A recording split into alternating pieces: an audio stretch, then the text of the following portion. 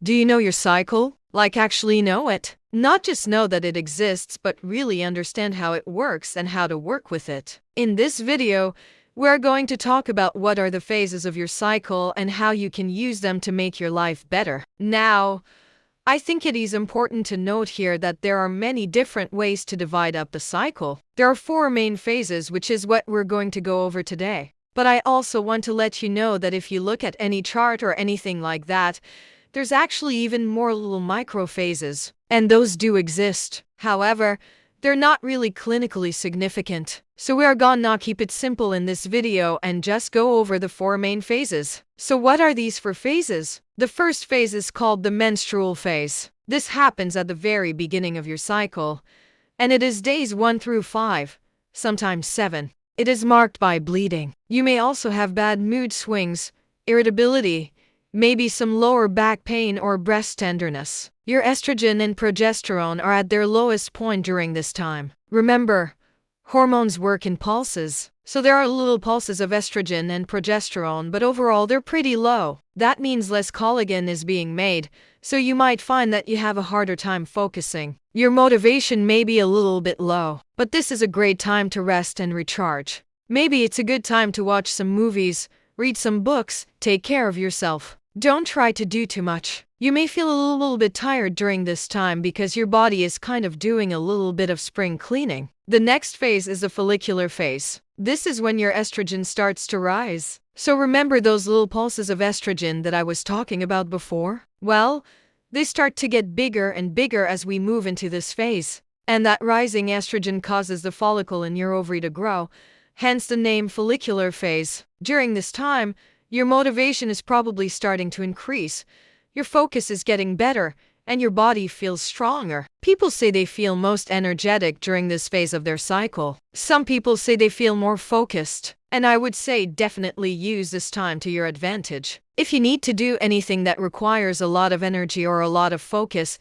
this would be a great time to schedule that for yourself. You don't want to schedule anything too stressful during this time though, because it could lead to an increase in cortisol, and we know that higher cortisol can cause problems with your cycle. So again, anything that you need to do that requires focus or energy, do it during this phase, but don't schedule anything too stressful. Now, as we move into the next phase, the estrogen is really high and the progesterone is still pretty low. That leads us to the ovulation phase. Now, I want to take a minute and talk about what happens after ovulation. So when the egg gets released from the ovary, it travels down the fallopian tube. And if sperm meet the egg at the right time, one lucky sperm can actually penetrate the egg. Now, the egg can only be fertilized for about 24 hours. And once the sperm penetrates the egg then becomes a zygote. The zygote then travels down the fallopian tube and implants into the uterus. If that happens,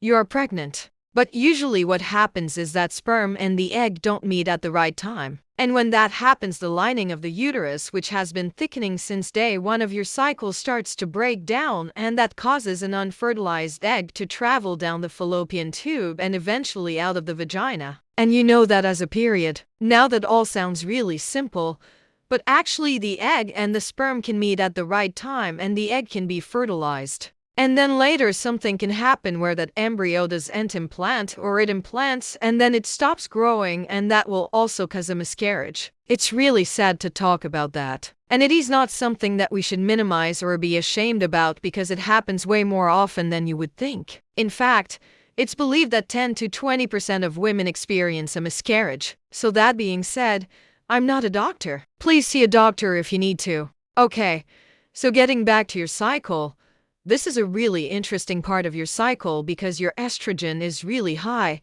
but your progesterone is still pretty low. And that combination can make you feel really emotional. It can make you feel really sensitive. Some people are super happy during this phase. Other people cry a lot during this phase. And it's really important to acknowledge whatever emotions you're feeling during this time and honor them. It is also a good time to be mindful of your boundaries and to set healthy boundaries with other people because you may feel really sensitive. And if someone says something that they didn't mean or they do something that you do and appreciate, you may react in a way that you normally wouldn't. So it is a good time to be mindful of that and to be gentle with yourself and with others. And finally, we have the luteal phase. During this time, the corpus luteum, which is the leftover part of the follicle after the egg gets released, starts to make progesterone. Progesterone is the dominant hormone during this phase of the cycle, and you'll notice that your body temperature increases slightly during this time. Now, as the progesterone rises, your estrogen is supposed to rise as well. If the egg is fertilized and implanted, that embryo will make human chorionic gonadotropin, or HCG, and that tells your ovaries to continue making progesterone. But if the egg isn't fertilized, the corpus luteum will stop making progesterone after about 10 to 14 days, and then your cycle will start over. During this phase of the cycle, you may notice that you're getting a little bit more irritable. You may feel a little bit more anxious. You may feel a little bit more depressed. You may start to notice some acne. Your PMS might start to come back. This is a good time to focus on self-care. Get extra sleep if you can. Drink lots of water. Eat lots of healthy foods. Do some cardio exercise. Focus on things that help you relax, like yoga or meditation. This is a good time to plan and organize for the next month. Plan out your calendar. Think about what you want to accomplish during the next cycle. What are some goals that you can set for yourself that will help you feel accomplished and fulfilled? So to review, during the menstrual phase, you have bleeding. You may feel a little bit tired, a little bit low. It's a good time to rest. The follicular phase is when your estrogen starts to rise and you feel more motivated.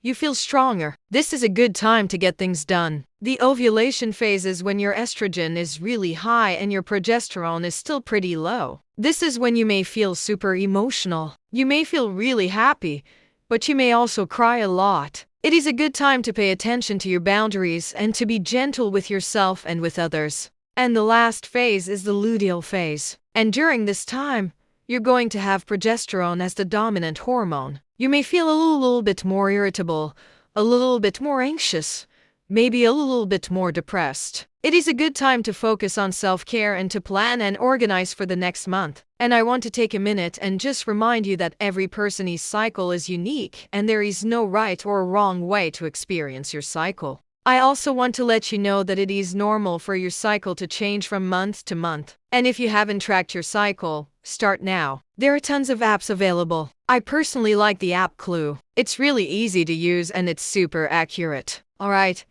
if you found this video helpful, please share it with a friend. And if you haven't subscribed yet, please subscribe. I put out new videos every single week. Thank you so much for watching and I will see you soon. Bye.